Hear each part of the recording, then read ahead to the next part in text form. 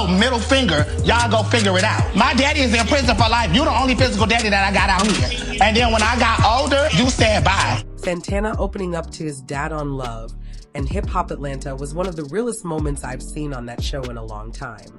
It wasn't a performance, it wasn't for likes. It was a son confronting the pain of growing up without a father and trying to understand why. On the inside. You gonna drink this? I don't drink tea. You gonna be okay? Tastes all right?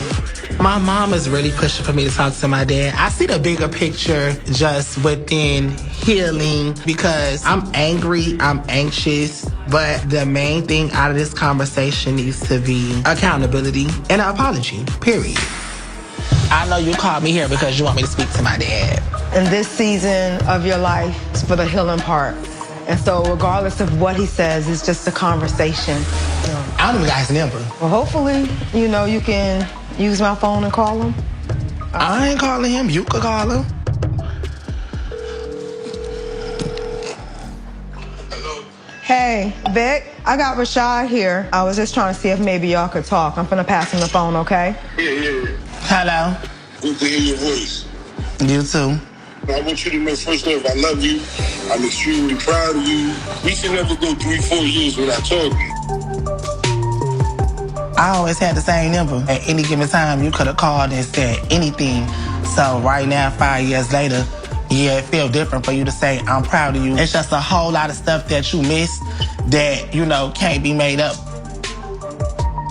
For you to be my daddy my whole life, and then you go cold turkey. All I was doing was waking up and trying to figure out how I was going to get through that day.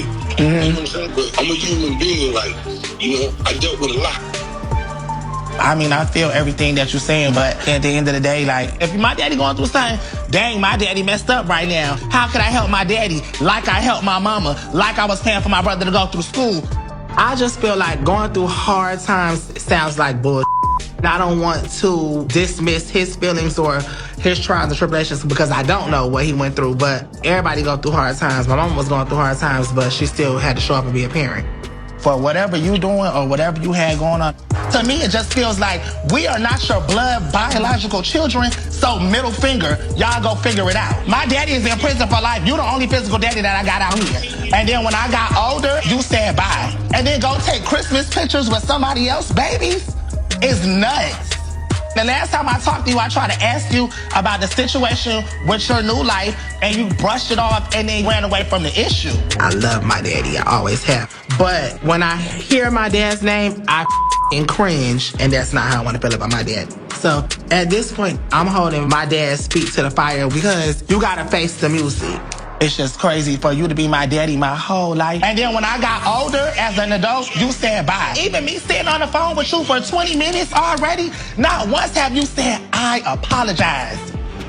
I mean, like, I was raised without my father. Okay, but that daddy, that don't make it right. The fact that I haven't spoken to you, I hold myself completely accountable, but I apologize to you. At the end of the day, I know I didn't handle things accordingly. So all I want to do is make sure that you good. At the end of the day, just make it right. Do better. All right, I love you. Love you too. Kudos to mommy for pushing me to talk to my dad. But at the same time, actions speak louder than words. I love him, but I'm taking this with a grain of salt. At least he ain't cry. At least I ain't cry. So now do you feel lighter a little bit? Yeah. Okay. So now it's time to heal. How about going to church on Sunday? Mom. And the sad part is, the excuse is always the same.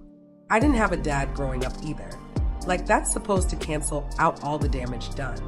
At what point do men take responsibility and stop recycling the same script generation after generation? What really hit me was how composed Santana stayed. You could feel the emotion, but he didn't let it take over. He stood firm in expressing exactly how he felt, and that takes a different kind of strength. He wasn't just speaking for himself. He was speaking for everybody who's ever had to sit across from a parent and ask, why weren't you there? And his mom, that woman is everything. Strong, grounded, full of love. You can tell she held it down all these years. It's clear she just wanted peace, maybe even closure, and used that moment to hear the voice of someone who disappeared on both of them. Some people think it should have been done off camera, and I get that. But at the same time, maybe this kind of healing needs to be seen. Maybe people need to witness that you can be hurt and still choose to address it face to face. Santana showed more realness in that one scene than most of the cast has shown all season. Vulnerability, growth, and truth all in one conversation. That's what reality TV should be about. Not just drama, but moments that actually mean something.